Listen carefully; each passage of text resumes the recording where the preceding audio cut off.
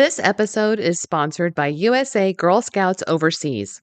For families on the move, Girl Scouts is a constant, allowing girls to pick up right where they left off, benefiting from the single best leadership development experience for girls in the world.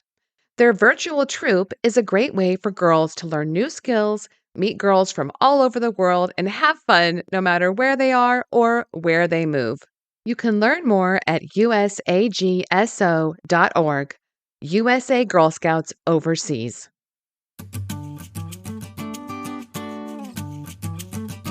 Welcome to MilSpouse Matters, the podcast dedicated to encouraging military spouses. I'm your host, Jen McDonald, and I was a military spouse for nearly 30 years until my husband's retirement. I'm now the mom of 4 young adults, including 1 active duty son.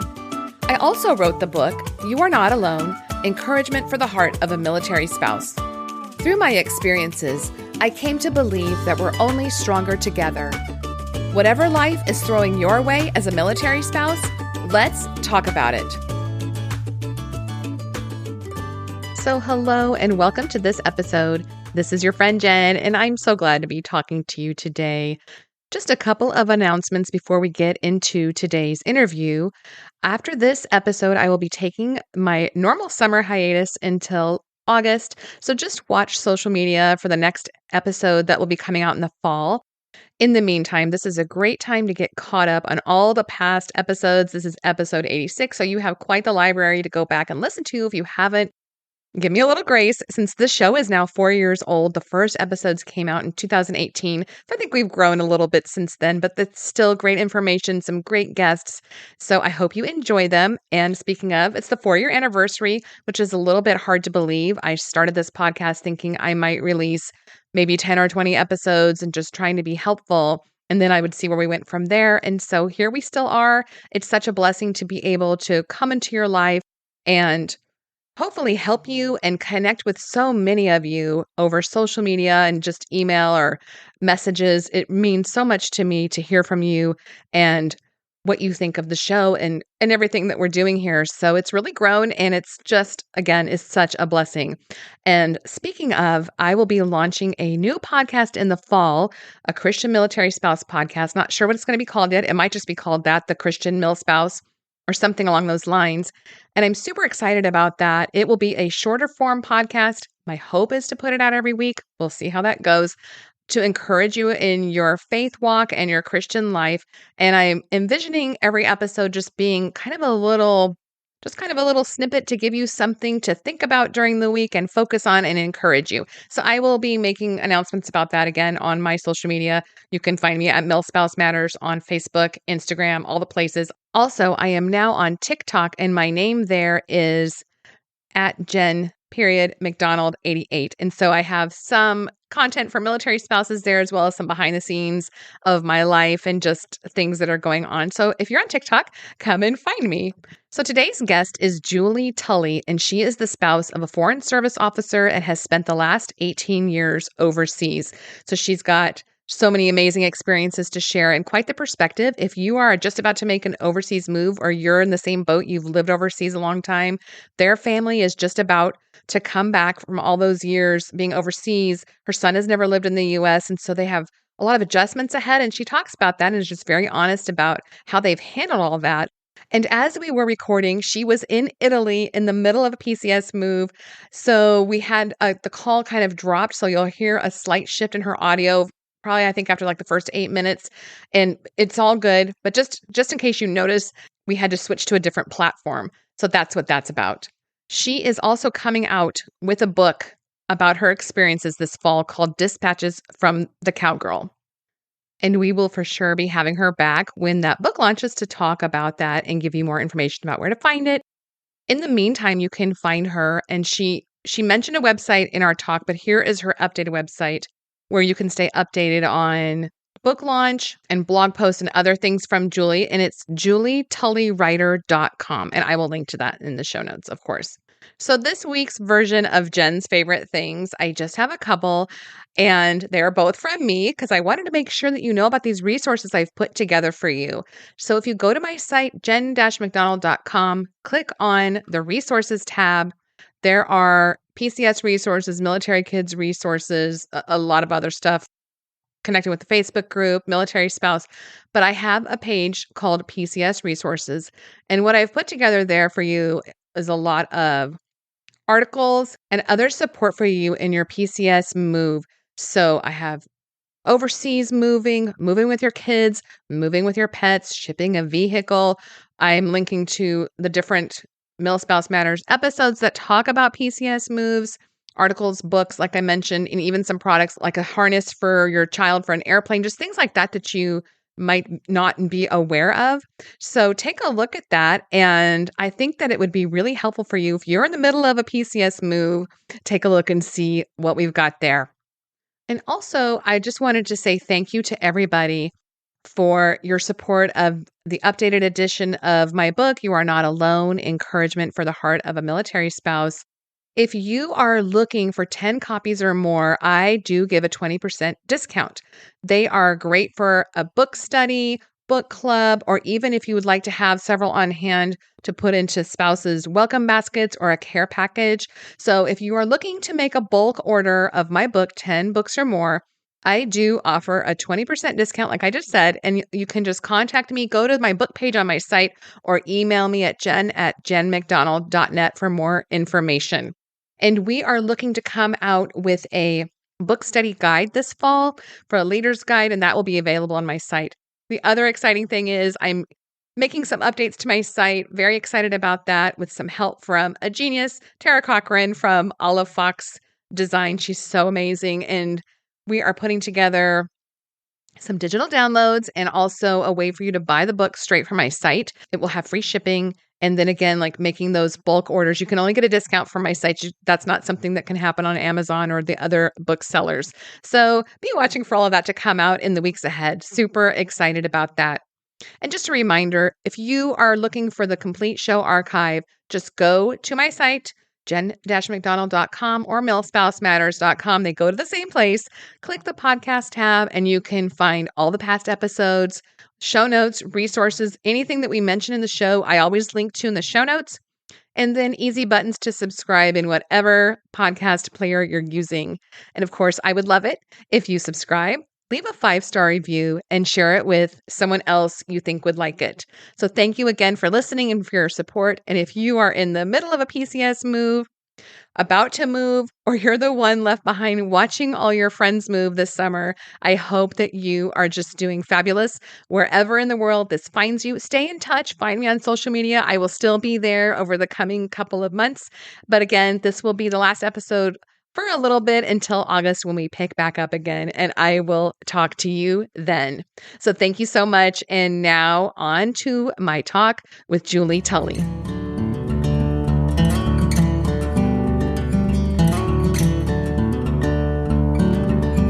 So hi, everybody. Today I am talking to Julie Tully. She is a cowgirl-turned-nomadic Navy spouse, and she writes about life, culture, and the places where they intersect. Julie's writing has appeared in Legacy Magazine, Independent, and Your Teen for Parents. Her quirky lifestyle has taken her around the world, from rural Northern California to Europe and Africa. Now, after spending the past 18 years overseas, Julie and her family prepare for an even greater adventure, returning to the United States. Her memoir, Dispatches from the Cowgirl, Through the Looking Glass with a Navy Diplomat's Wife, will be published by W Brand Publishing in September 2022. You can connect with Julie at dispatchesfromthecowgirl.com and on Instagram and Facebook as at Dispatches from the Cowgirl and Julie Tully Writer. And I will link all of these in the show notes so that you can find her. So hello and welcome, Julie. It is so great to be talking with you today. Thank you, Jen. I really appreciate this opportunity to talk to you. I'm so glad that we connected, and I'm really interested to hear about your book and everything that you've been through. But before we get into that, I would love for you to share with us a little bit about yourself and your military spouse background. Okay. Well, I'm originally from Northern California. My family are cattle ranchers, so I was literally born a cowgirl. For the first 30 years of my life, I either worked cattle or marketed the beef that came from them. And My military spouse side of that started about, 2.5 decades ago. I met my future husband through a mutual friend, and he is a naval officer. We have one son, and we are currently stationed in Italy, although, like you said, not for much longer. Yeah. How long have you been in Italy? We've been here for 4 years. We arrived in the summer of 2018. So do you love it, or are you ready to go, or a little bit of both? Or how are you feeling about this move? Well, a little bit of both. As most military spouses can understand, you kind of hit a point with your time at a duty station where you say, I think it's time to move in. Like, you get this anxious feeling that I should be packing up, I should be moving. And so, and after 4 years, it's time to go. But at the same time, we're moving back to the United States, and it will be our first stateside tour in 18 years. And so we're very apprehensive about just moving back home, learning how to live there again. Yeah. That reverse culture shock is real, even just for a few years. Yeah. Do you guys go back to visit very often? Like, have you been back to the U.S. much in recent years? We try to go back once a year with our family, and which is interesting because I'm from California. My husband's from Long Island, New York. So that's an interesting bouncing from coast to coast. But we try to get back once a year. It was doable when we were doing embassy tours. Recently, as you well know, with the pandemic, that didn't happen for a couple of years, but we tried. And Italy was hit so hard. I hope things are better now. Things are better. We were actually kind of in the epicenter of the entire pandemic. Oh, goodness. We were the first ones to lock down. It was interesting, but things are much better now. That's good. Well, I want to talk about all your overseas tours, but before we talk about that, you said you had lived as a cattle rancher for 30 years, so that must have been quite the adjustment to military life. So what was that like for you? Well, let's say that my early years as a military girlfriend and then my beginning years as military spouse, they were kind of a master class in overcoming obstacles and also perseverance. I think any military can understand. When I met my future husband, I was still in college. He was just getting ready to his first duty station. And so it was truly a long distance romance. And nobody goes into a relationship saying, I want to be part of the military. They go into a relationship because they're in love with somebody. The military side of it, if you don't learn how to cope with that, and if you don't learn how to overcome obstacles that are thrown your way, then that can ruin things. One of our favorite stories very, very early in our relationship was that I had recently graduated from college, was on my way, my professional life was blooming. Had been living at home for a little while until I got my feet under me. And my husband, my future husband, was in Hawaii attached to a submarine. And then I got a job, and it was great. And I was moving Bay Area of California, and I was on my own with my own apartment. And this was the mid-90s. So I didn't have email. Had email, but it wasn't what it is now. And there was no such thing. It was new. I remember those days. So, our relationship, aside from a few trips back and forth, consisted of very expensive long-distance phone calls. Right. So snail mail. So he was on a deployment, and I rapidly wrote a letter saying, I hope you get this at your next port call before you try to contact me, but I've moved. I have a new phone number. I'm out of the house, and I fire it off, and then I move. And bless his heart, he's in somewhere in the Persian Gulf, and he gets topside, and he calls, and he's not paying attention to the time difference, and it's 2:00 in the morning, and my poor mom answers the phone. And she's not really, she's not really awake. And she says, Julie doesn't live here anymore. Click. Hangs up Oh, no. He's probably going, what? And so he calls back, and she realizes, hey, this is John, And she goes, that's funny. So sorry, gives him my phone number. He calls me. Well, I had moved into an apartment, and it was cold.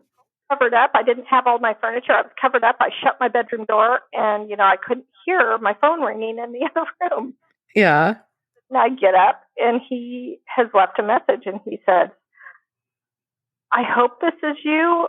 Your mom gave me the phone number, but there's no outgoing message on this phone. I don't know if I have the right number. I'm trying to get a hold of you. I'll try calling again if we don't go out. Beginning, our relationship was, fraught with so many obstacles that could have ended our being together. And I think, that what that taught me was the greatest lesson that I've carried through for my entire time as a military spouse is overcome the obstacles, work together, and persevere. Yeah. You learn that quickly, I guess. That's for sure. Well, if there was something you could go back and do differently, is there anything, or do you feel like you handled it the best you could? Or is there a piece of advice you'd give your younger self? I am not the kind of person that ever says, oh, I wish I could go back and do something. I don't have regrets. That's good. I don't like changing things because I believe in fate. If there was something I could tell my younger self is to just let it go, and it's all going to work out. Yeah. Well, that's good. And it just has a tendency to do that, doesn't it? How long has your husband been in the military? He has been in the military. Oh my gosh, you're making me do math, which is not my forte. He's been in the military 27 plus 4, 31 years now. Wow. And I think the funny thing is you hit that 20-year mark and everybody goes, oh, you can get out now. And you're like, we're still here. Well, and that was like another decision. What's that? When we first met, he said, I asked him, I said, is this going to be your career? And he said, yeah, I think so. He goes, at least for 20 years, right. No more, no less. And here we are. Yeah, I feel that. I definitely can relate. My husband was in for 31 years. And it just got to a point where it's like, well, you know what? If we don't like how this is going, we can just be like, we're out. So there's some freedom in that, I think, other than there taking is. certain positions. Our saying in our household is we will do this until it's no longer fun. Yeah, that's a good one. Well, you mentioned that you have lived overseas for 18 years. So where all have you guys been stationed? So it was not a master plan of ours to live overseas for 18 years consecutively. Yeah. And so he started out in the submarine force, and we, on a lark, as new parents in 2004, said, yes, when the detailer called, said, we have a hot fill for an exchange job with the Royal Navy. And we thought, sure, why not? They told us it was for 18 months. We took it. I was on sabbatical from my job because we had a brand new baby boy. And we thought, sure, we'll go overseas. We'll do the 18 months. We'll enjoy ourselves, and then we'll come back home. And it didn't happen. My husband transferred to the Foreign Area Officer community, and that was the trajectory. So we went from England to Germany, to the brand new headquarters of AFRICOM. Wow. And then from there, we ended up on the African continent for 3 tours in a row. Goodness. In Cameroon, Nigeria, and Djibouti. Mm-hmm. And at the end of that time, we came here to Italy. Wow. Well, I feel like we probably know some of the same people or have crossed paths. We were never in Africa, but when were you all in Germany? We were there, 2007 until the end of 2010. Okay. We were there from, I have to go back, 2008 to 2010. So what base were you all at? We were at AFRICOM, which is in Stuttgart, and we lived on Patch.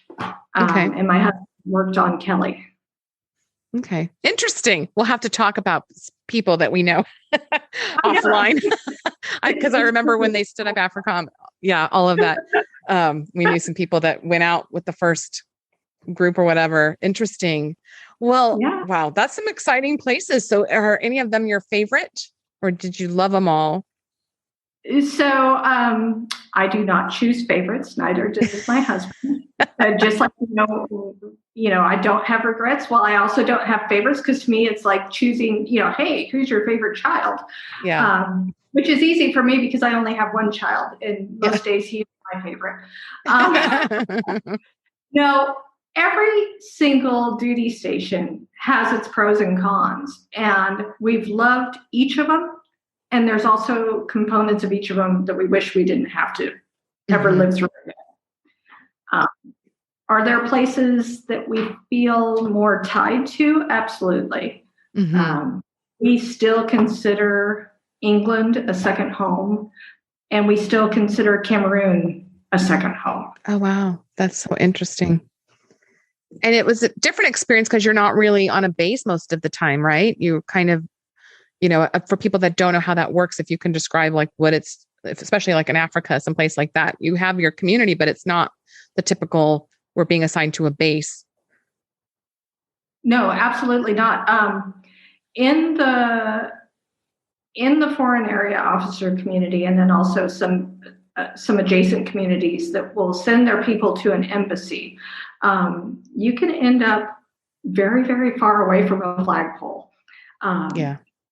Away from the military community. In some cases, you might be one of only literally a handful of military members at that location.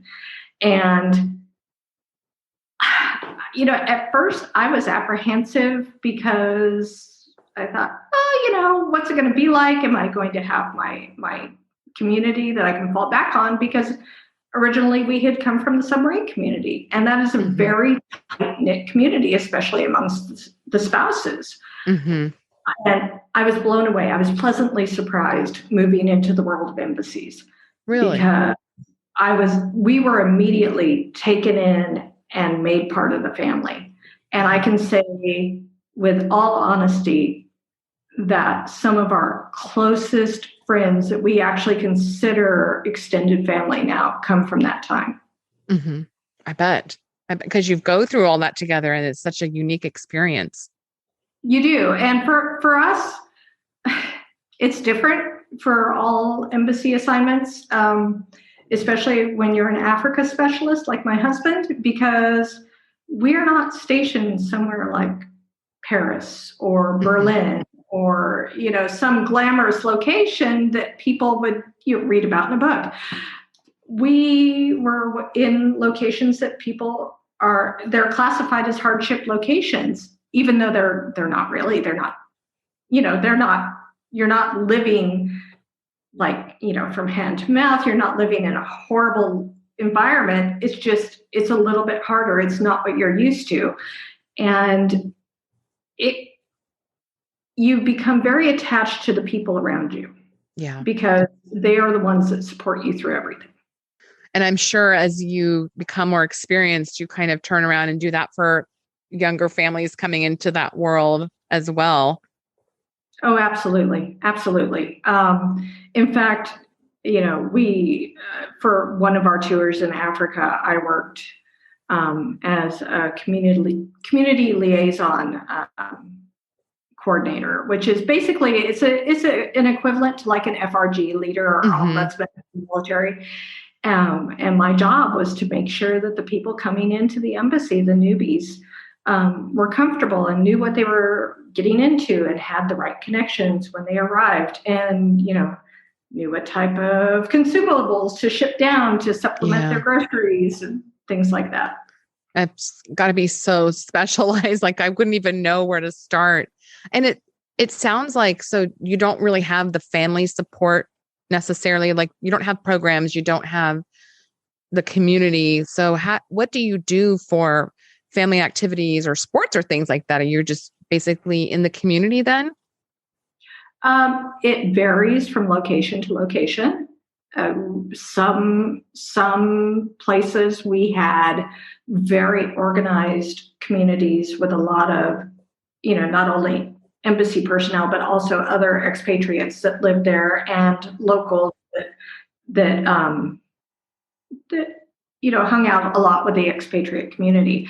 So, if you had school-age children, you would have an international school generally, and there would be sports activities and other activities. I can honestly say that at every location, the Marine security guards who are in charge of guarding the embassy, they were great about dealing with kids and providing opportunities for fun and playing soccer with them or having a movie night with them, or even a kids Marine ball that we had in Cameroon. Oh, I love it. But you build your own community. We do not have, the institutionalized type of community that we often experience. It's more informal. So basically, you can build from things that were already there, or you can create your own new opportunities. Yeah. Well, how did your son deal with all of it? Did he that was his norm, so he was used to it? So yeah, absolutely. So our son is amazing in this lifestyle. He was only 9 months old when we moved overseas. So he's always been outsider. We were with the British community when we were in England, and then we were on the base in Germany. But when we went to Africa, he turned 7 3 days after we arrived in Cameroon, and basically grew up in Africa. Wow. And he took to it like a duck to water. Everything was awesome, as you can imagine, for a young boy. It was all a big adventure. And kids at that age can be so fabulous to just he was in classrooms with kids from all over the world, and they didn't care who you were and where you were from. Right. They played together. And he loved it. He absolutely loved it. And what an incredible perspective he's going to have. So he's always the third culture kid kind of thing. That defines who he is, most likely, since he's always lived outside of the US and it's not really his hometown, quote. And I think I mentioned to you, we had multiple overseas tours, but my kids, went back and forth US overseas. But I still see with them, they have such a different worldview than other kids, which is really incredible to watch. I think they just have a global perspective that even some old people don't have. And I think it's a gift in a lot of ways. Like there's little gaps where something in pop culture, like, oh, I have no idea what you're talking about when people ask them about it. But otherwise they just, and I don't think that's a bad thing necessarily. They missed out on some of that, but it's not a bad thing. That's exactly how he is. It's interesting because our entire time overseas, we've been, official Americans. And so as a family, we are America to the countries that we're in. But yet here he is, a kid that's never really lived in America. It's vacation to him. You go to America for 3 reasons: vacation, to visit the family, and to go shopping. That's awesome. But, so, and now we were getting ready. We got our orders to move back stateside now. And when we received him, we told him this, and now he's an adult. He's now 18. And we said, we're going home. And he gets this funny look that he's got on his face ever since he was a little tiny boy. And he goes, home. It's not home to me. Aww. And it's like, oh, we forget that it's, so yeah. It'll be interesting to see what he ends up doing. I think it kind of sets them up to be, they're so independent. I can just spot that kind of military kid because they'll look you in the eyes, they'll talk to you, they're interesting, they're engaged. They haven't learned not to be that way, So exactly. I think he'll go on to do amazing things, I'm sure. I hope so. Yeah. He can do whatever he wants. Exactly. He's set up well. Well, so if you were going to talk to, I get questions a lot from spouses about to make their first overseas move, and I have a feeling it'll be very positive and very helpful. So, what kind of advice would you give to a new military spouse or a military spouse about to make their first overseas move? Oh, wow. Well, so I'm an information junkie. And my number one piece of advice, because I do this quite often for new spouses within our community, is do your homework, do all the research, find out everything you can about that assignment. For me, that means reading books and watching documentaries because that's the kind of nerd I am. But read everything that's available to you. Go on to, base websites if you're going to another base. If you're in our community and you're going to an embassy, go onto their website. Read fiction and nonfiction that's been written about the area. Get into Facebook groups. Find out what people are saying about it. Find somebody who is currently in that location. Because if you talk to somebody that was there 5 years ago, 10 years ago, 15 years ago, that's going to be great. It's going to give you background. But things change so rapidly that it's better to talk to somebody who is there at that moment or just left. Because like right now, I can tell the people that are replacing us here in Italy what it's like. But I also know that in a month's time after we leave, they're going to get fiber optic internet, which is something we've never had. So, things change rapidly. That's really good advice, because I can tell you what my experience was living in Germany, but that's 10 years ago. Exactly. And there's so many great Facebook groups and all sorts of online groups to get that information. So I would also weed out the negative stuff, because you're going to always have people, I feel like they're the loudest, that I hated it and this, that, so weed through that and look for somebody. You want to be realistic, but you can't roll into a place feeling negative about it before you've even experienced it. That's Jen's little. No, that's 100% true, because we do our best, my husband and I, when we talk to people coming overseas for the first time or going to a place where they're unsure of it. There are ups and downs, but don't listen to the people that are truly just unhappy somewhere. Yes, because they're unhappy no matter. We lived in Hawaii and people were unhappy there, and I'm going, all right, I don't take you seriously. There's challenges everywhere, but you can't be miserable in Hawaii. Come on.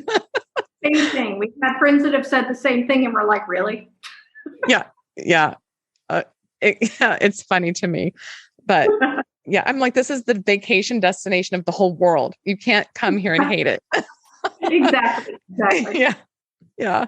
Well, before we close, and we've been having a couple of technical issues, so we want to make sure and let you have an opportunity to talk about your upcoming book. That's very exciting. Yes. Oh, thank you. Yes, I have a memoir called Dispatches from the Cowgirl. It will be coming out this September on the 13th. And basically, one of the reinventions of myself over the years, as military spouses understand, was when I left my career, I was kind of at loose ends as to what to do with my life. And when my husband started to accept positions at embassies in Africa, I found new opportunities to rediscover some old skills and to embrace old hobbies again. And one of those was writing. Awesome. So I would write email vignettes home to family and friends telling them about our life. And over basically an 8-year period of living down there and then a year on either side, it turned into a lot of written words. And at the end, I realized there's actually I think there's a book in this. And there was. And so with an incredible editor at my side, we pulled it together. And it's part travelogue and a part of a middle-aged, coming of age story about our time living in Africa. And I love the title too, by the way. Sorry, go ahead. No, thank you. It's the one thing that I can say about when we moved to Africa is it reminded me to stay true to myself. Mm-hmm. And I am a cowgirl, and I will always be a cowgirl in the same way that a Marine is always a Marine. Yeah. So I'm thrilled to be able to share that story with the rest of the world. I'm looking forward to reading it. And you have some blog posts on your site, right? I do. I will tell you, I'm currently in the process of updating my website. It will have a new domain name here soon. Okay. But if people want to learn more about our background and our life, they can certainly follow me on Instagram. That's where I most often. And I think that's where I connected with you, actually. I believe it is. Yeah. My last guest, the podcast that came out, well, there'll be a few between this one and that one, but the one that came out today as we're recording, Shine Sis, Instagram kept suggesting them to me. I think it did it with you too. And it must just, the algorithm, somebody that's like-minded. And I didn't realize they were even military spouses for a little bit. And I went, oh my goodness. So that's really cool. And I'm not sure I knew that about yours either until I saw some posts. And I think it's just, I love that it's such an easy way to connect and find people in the same space. Also a little frightening, but no, it's great. Well, we'll have you back on towards when you have your book launching, just so you can tell everybody more about it and help listeners find it. That would be really cool. I'd love that. Well, before we close, is there anything you wanted to share, a final piece of advice for other military spouses or people going into the embassy world? What's the correct term? Foreign service? Well, is there a correct term? It's an interesting world. You're serving alongside those who belong to the Foreign Service, but your spouse will still definitely be part of the military. Yeah. What would I say? What would be my advice? For a military spouse going into this world, and whether or not you're in the Foreign Area Officer Program or the Marine Security Guard program, or even in one of the other many, many military communities, what I always try to impart in newer spouses is be respectful, honor the traditions, honor the customs of the military, but don't lose yourself, because what makes military spouses amazing and unique is that we're all different. And that is such a powerful thing.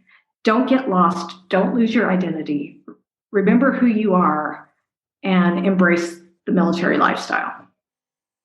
I love that. I think those are great words to end on. And I thank you so much, Julie, for hanging in there with our technical issues and connecting from Italy and coming on today to share your perspective. I think it's been a really good and needed one. Well, thank you. It's been my pleasure. And listeners, remember, you can find Julie for now on dispatchesfromthecowgirl.com and on Instagram and Facebook, and connect with her and learn more about her life overseas and her upcoming book. So for now, we will say goodbye and thank you everybody for listening. And I hope that you are doing absolutely great wherever in the world this finds you. And remember, you are brave, you are strong, and you have got this. Bye, everybody.